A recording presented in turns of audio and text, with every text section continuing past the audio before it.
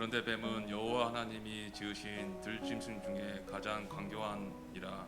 뱀이 여자에게 물어 이르시되 하나님이 참으로 너희에게 동산 모든 나무 열매를 먹지 말라 하셨더냐. 여자가 뱀에게 말하되 동산 나무 열매를 우리가 먹을 수 있으나 동상 중앙에 있는 나무 열매는 하나님의 말씀에 너희는 먹지도 말고 만지지도 말라 너희가 죽을까 하노라 하셨느니라. 뱀이 여자에게 이르시되 너희가 결코 죽지 아니하리라.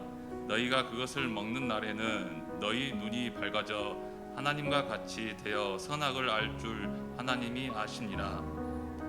여호와가 그 나무를 본즉 먹은직도 하고 보안직도 하고 지혜롭게 한 만큼 탐스럽게도 한 나무니라. 여자가 그 열매를 따먹고 자기와 함께 있는 남편에게 주매 그도 먹은지라. 이에 그들이 눈이 밝아져 자기들이 벗는 줄을 알고 무화과 나무 잎을 엮어 치마로 삼았더라. 그들이 그날 바람이 불 때 동산에 거느시는 여호와 하나님의 소리를 듣고 아담과 그 아내가 여호와 하나님을 낯을 피하여 동산 나무 사이로 숨은지라. 여호와 하나님이 아담을 부르시며 그에게 이르시되 내가 어디 있느냐. 이르시되 내가 동산에 하나님의 소리를 듣고 내가 벗었으므로 들어와서 숨었나이다. 이르시되 누가 너의 벗음을 내게 알렸느냐. 내가 내게 먹지 말라 맹한 그 나무 열매를 내가 먹었느냐. 아담이 이르되 하나님이 주셔서 나와 함께 있게 하신 여자 그가 그 나무 열매를 내가 주므로 내가 먹었나이다. 여호와 하나님이 여자에게 이르시되 내가 어찌하여 이렇게 하였느냐. 여자가 이르시되 뱀이 나를 깨므로 내가 먹었나이다. 아멘. 성경 속에 난해한 질문들이 참 많은데 그 질문들, 어려운 질문들 중에 하나가 바로 오늘 본문 속에서 나오는 질문일 겁니다. 어떤 질문입니까? 왜 하나님은 선악을 알게 하는 나무와 그 열매를 두신 걸까? 그런데 성경은 그 이유를 설명하고 있지 않습니다. 왜냐하면 성경이 철학서나 백과사전이 아니기 때문에 그렇습니다. 성경은 우리가 인생을 살아가면서 하게 된 모든 궁금증에 답을 달아주는 책이 아닙니다. 성경은 하나님이 어떤 분이시며 우리가 누구이고 그런 하나님과 우리가 어떻게 어떤 관계를 맺으며 살아가야 되는지를 알려주는 하나님의 자기 계시입니다. 그렇다고 해서 이 성경에 대해서 그 어떠한 질문도 하면 안 되는 것이냐? 아니요, 그렇지 않습니다. 야고보서 말씀과 예레미야서 말씀에 보면 너희 중에 누구든지 지혜가 부족하거든 모든 사람에게 후히 주시고 꾸짖지 아니하시는 하나님께 구하라 그리하면 주시리라 말씀하시고, 예레미야서의 말씀에 보면 너는 내게 부르짖으라 그리하면 내가 내게 응답하겠고 내가 알지 못하는 크고 은밀한 일을 내게 보이리라 말씀하셨습니다. 그러니 우리는 궁금한 모든 일을 물을 수 있습니다. 질문할 수 있습니다. 하나님께 질문하는 자체를 나쁘다고 볼 수는 없습니다. 우리는 하나님께 늘 묻는 자세가 필요합니다. 그런데 문제가 뭐냐면 내가 한 실수들, 하나님과 나와 한 그러한 언약을 어긴 것, 내가 잘못한 것은 돌아보지 않고 오히려 그 책임을 하나님께 돌리려고 하는 그러한 질문들과 우리의 태도가 문제가 있는 겁니다. 하나님이 누구시며 우리가 누굽니까? 너무 잘 알고 계시죠. 하나님은 우리를 창조하신 창조주이시고 우리는 그런 하나님께서 자기의 형상대로 만든 하나님의 피조물들입니다. 하나님은 세상을 보시기에 심히 아름답게 창조를 하시고 자기 형상대로 사람을 만드셨으며 그 사람에게 이 세상을 잘 가꾸고 정복하고 다스려 그거를 할 수 있는 권한을 우리에게 맡겨주셨습니다. 하나님은 그 일을 너무 기뻐하셨습니다. 그리고 하나님이 그런 하나님 되심에 즐거워하셨죠. 그런데 그만 사람이 실수를 저질러 버렸습니다. 사람은 하나님의 대행자입니다. 하나님이 아닙니다. 그런데 그 대행자가 그 대행 일을 하다가 마치 내가 하나님이 된 것처럼, 마치 자신이 하나님인 것처럼 유일한 금기 조항이 하나밖에 없었는데 그것을 어기고 말았습니다. 그러면 어떻게 해야 됩니까? 잘못한 거죠. 잘못했으면 어떻게 하면 됩니까? 답은 아주 간단합니다. 잘못을 인정하면 됩니다. 내 실수를 인정하면 됩니다. 잘못됐다고 고백하면 됩니다. 아버지 하나님 죄송합니다. 내가 제정신이 아니었는가 봅니다. 정말 이거 하나밖에 없었던 거 내가 너무 잘 알고 있었던 말씀인데 나도 모르는 사이에 내가 어떻게 돼버렸는가 봅니다. 어찌합니까? 제발 용서해 주옵소서. 이것이 죄인이 할 수 있는 최선의 방법입니다. 다른 방법 없습니다. 그런데 우리는 오늘날 어떻게 반응하는지를 잘 보십시오. 내가 잘못한 건 아는데요, 내가 실수한 건 아는데요, 내가 책임을 져야 되는 건 아는데요 라는 이 외침은 다 내 속으로 하고 정작 내 입 밖으로는 무슨 말이 나가느냐? 그러니까 왜 처음부터 그거를 만들어 놓으셨나요? 처음부터 만들어 놓지 않았으면 제가 그거를 따먹을 일이 없었을 건데 왜 만들어 놓으셨나요? 그리고 그렇게 우리를 사랑하신다면, 우리가 그걸 따먹으면 안 되는 걸 하나님께서 하셨다면, 그런 따먹기 전에 우리를 말씀해 주셔서 막아주셨으면 좋았을 일인데 왜 그런 우리를 그대로 내버려 두셨나요? 라고 묻는 자들이 우리들 아닙니까? 이럴 때 우리는 생각나는 속담이 있죠. 적반하장도 유분수지. 말 같지도 않은 말을 쏟아놓는 자들이 우리들 아닙니까? 우리는 하나님의 형상과 성품대로 창조되었음에도 불구하고 왜 이렇게 반응하는 존재가 되어버렸을까? 여러분은 그 답을 아십니까? 왜 이렇게 되셨습니까? 처음부터 그러지는 않았을 텐데 우리는 왜 이렇게 됐을까요?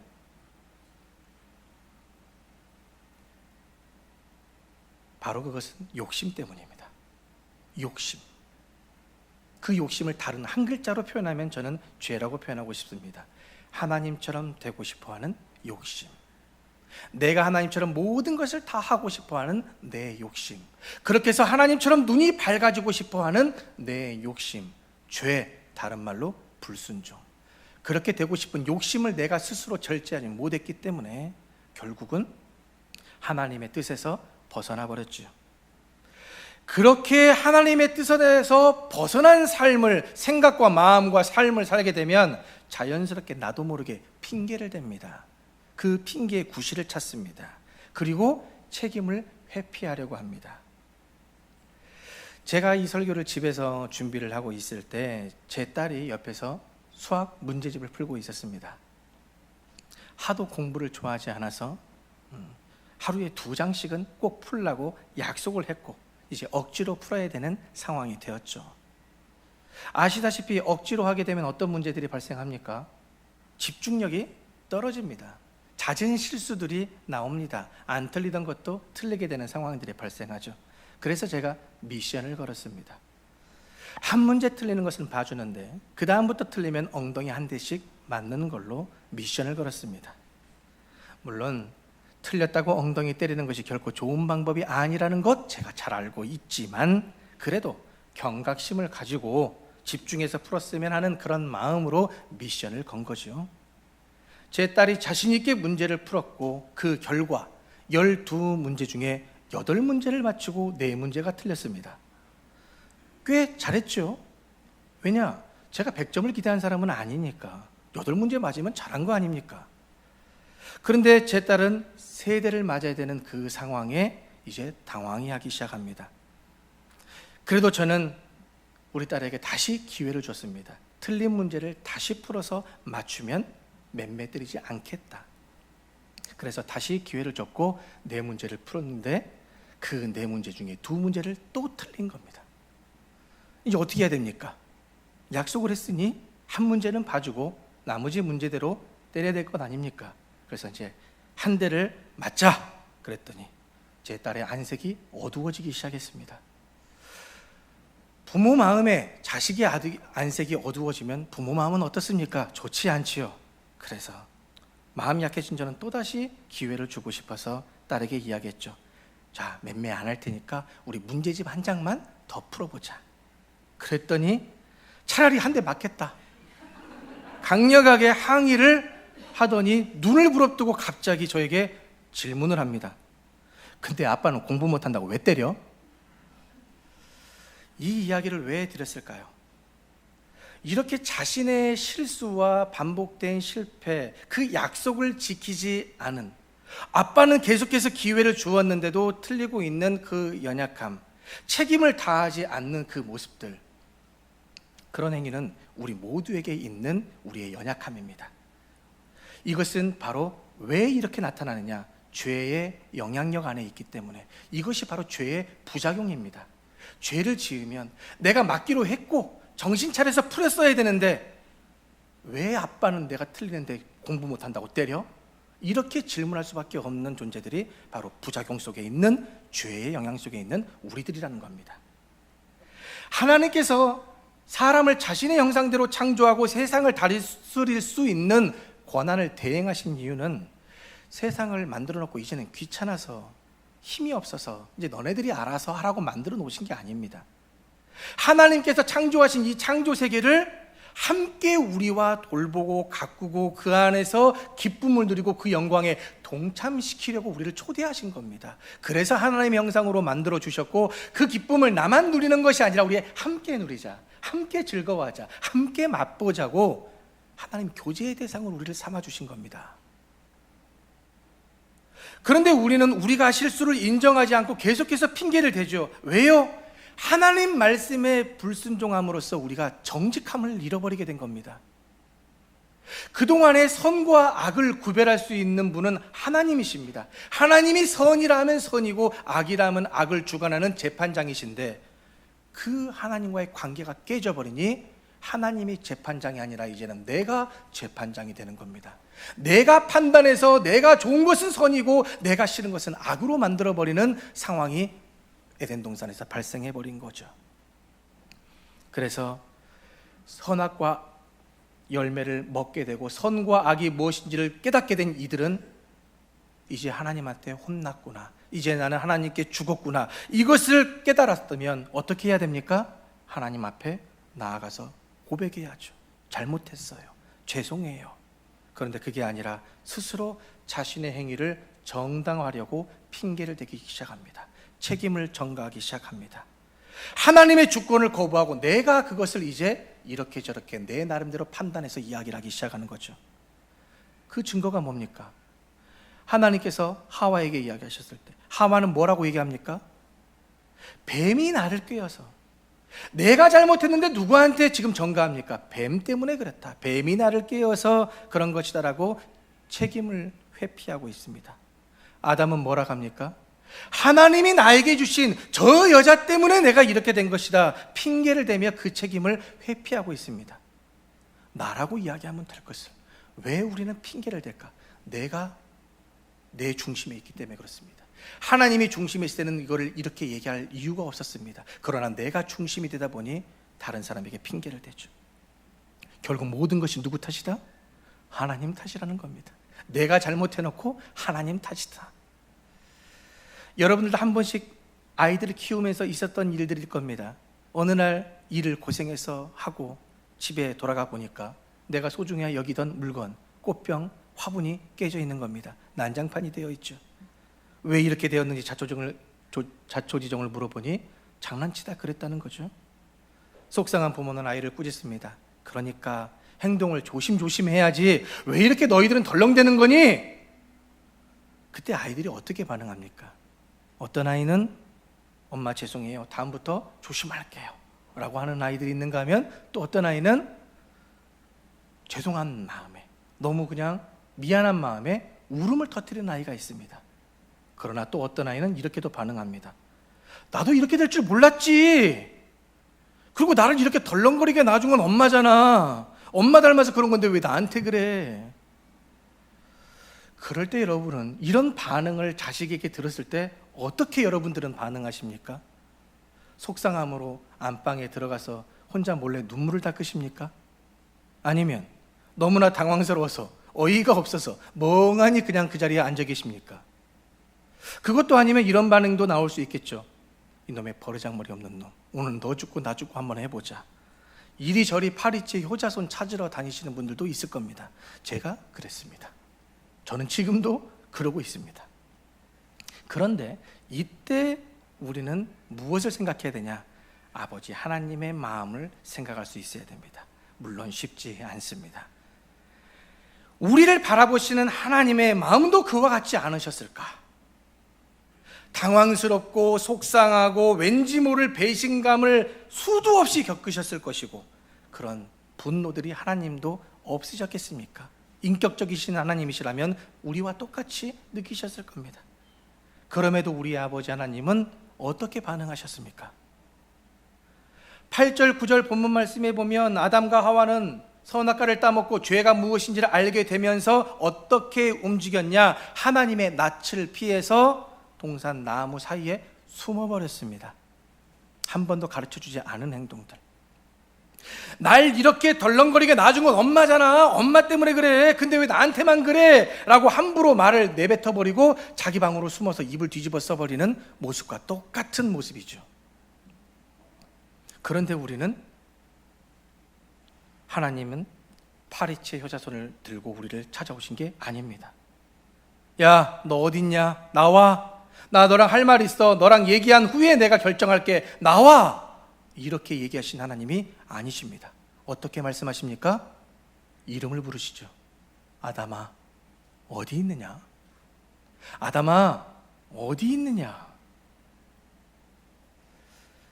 하나님은 아담이 어디 있는지를 모르셔서 부르신 것이 아니죠. 하나님은 전지하십니다. 모든 것을 아십니다.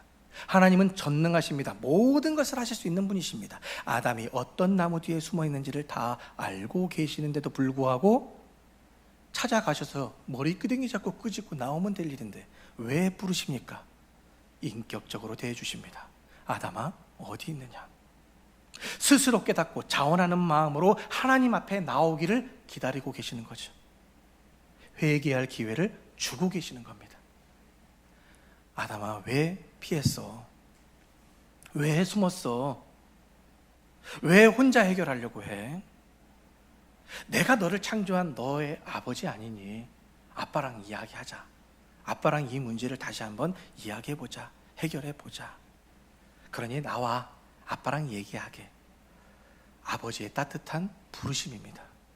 우리를 혼내려고, 우리를 회초리 때리기 위해서 하시는 게 아니라 다시 죄를 지었지만 그 죄 문제를 다시 해결해보자. 소통하기를 원하고 교제하기를 원하고 그 아버지의 마음을 알고 내가 네 마음을 알고 이렇게 함께 우리 다시 한번 해보자고 부르시는 아버지의 온화한 음성입니다. 하나님이 왜 그렇게까지 하셔야 될까요? 죄를 지었으면 하나님의 말씀하신 대로 그냥 죽이시면 될 일 아닙니까? 또다시 다른 사람들을 창조하시면 될 일 아닙니까? 왜 굳이 숨어있는 그들을 또다시 인격적으로 기다리고 속상한데도 화가 나는데도 인내하고 또다시 부르시는 것일까? 자식들 키워보셔서 아시잖아요. 내 존재이기 때문에, 내 생명과 같기 때문에, 내 자식이기 때문에, 날 닮았기 때문에, 나랑 관계가 있기 때문에 내버려둘 수 없는 겁니다. 남의 자식이면 뭐하러 신경을 씁니까? 남의 것이면 내가 뭐하러 그렇게까지 합니까? 내 새끼니까 그런 거죠. 내 자식이니까, 내 생명과도 바꿀 수 있는 내 소중한 내 것이니까. 이 사건을 통해 우리가 깨닫는 것은 다들 아시죠? 하나님은 우리를 사랑하시되 끝까지 사랑하시는 분이시다. 우리는 그걸 알죠. 그런데 우리가 너무 그걸 이용하고 있지는 않습니까? 너무 그런 하나님을 이용하고 있지는 않습니까? 내 하고 싶은 대로 다 해놓고 이 자리에 와서 하나님 아시죠? 용서해 주세요. 이렇게 이용하고 있지는 않습니까? 하나님은요, 처음부터 자기 형상대로 지어진 이 사람과 소통하기를 원하셨고 교제하기를 원하셨고 동행하기를 원하셨습니다. 그런데 우리가 실수해서 숨어버리고 삐지면 그런 우리를 다시 찾아오셔서 우리를 부르시고 함께 하자고 또 요청하고 계시고 우리들은 또 그 요청에 응하여 오늘 이 자리에 있는 줄로 믿습니다. 때론 우리가 어리석고 연약해서 불만을 갖고 투정도 부리고 삐져서 뒤돌아설 때가 있지요. 그렇다고 해서 아버지와 우리의 관계가 끊어지지 않습니다. 하나님께서 끊어내지 않는 한 그 결과는, 관계는 절대 끊어질 일이 없습니다. 우리는 아버지 하나님의 생기를 받아서 육체로 살아있는 생명이 된 자들입니다. 그런 우리가 하나님의 은혜를 받았으면, 하나님의 은혜를 경험했으면 그대로 있을 수 없습니다. 은혜를 은혜로 알지 못하기 때문에 하나님 앞에 더 생명을 드리지 못하는 것 뿐이죠.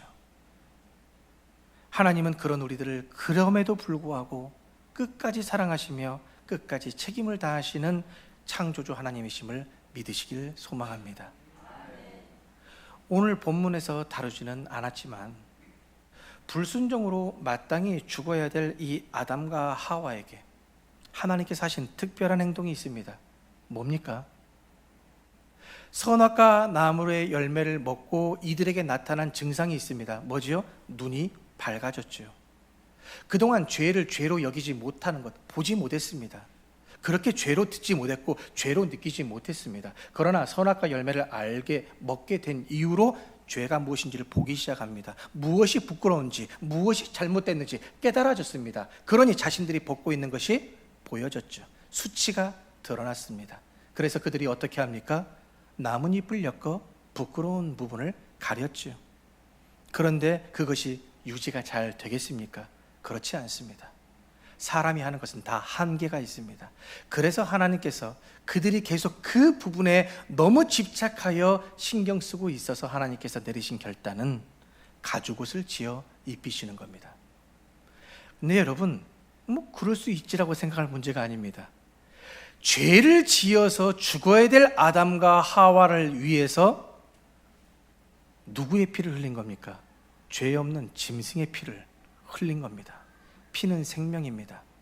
그냥 아담과 하와를 죽여버리면, 피를 흘리게 하시면 될 일인데 왜 짐승이 피를 흘려야 되는 겁니까?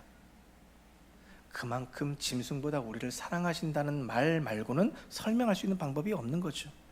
내가 흘렸어야 될 피를, 짐승의 피를 흘려서 내 수치를 가리신 분이 우리 아버지 하나님이십니다. 그만큼 우리를 사랑하시고 그만큼 우리가 실수하고 죄를 지었지만 그런 실수를 덮으시며 우리를 이해하시고 용서하기를 기다리시는 분이 우리 아버지 하나님이십니다. 왜 이 자리에 여러분들이 계시다고 생각합니까? 여러분들 일주일 동안 정직하셨습니까? 일주일 동안 거룩하셨습니까? 그러지 못하다는 걸 우리가 너무나 잘 압니다. 그런데 예수 그리스도의 보혈의 피가 있었기에 이 자리에 있으심을 믿으시길 소망합니다.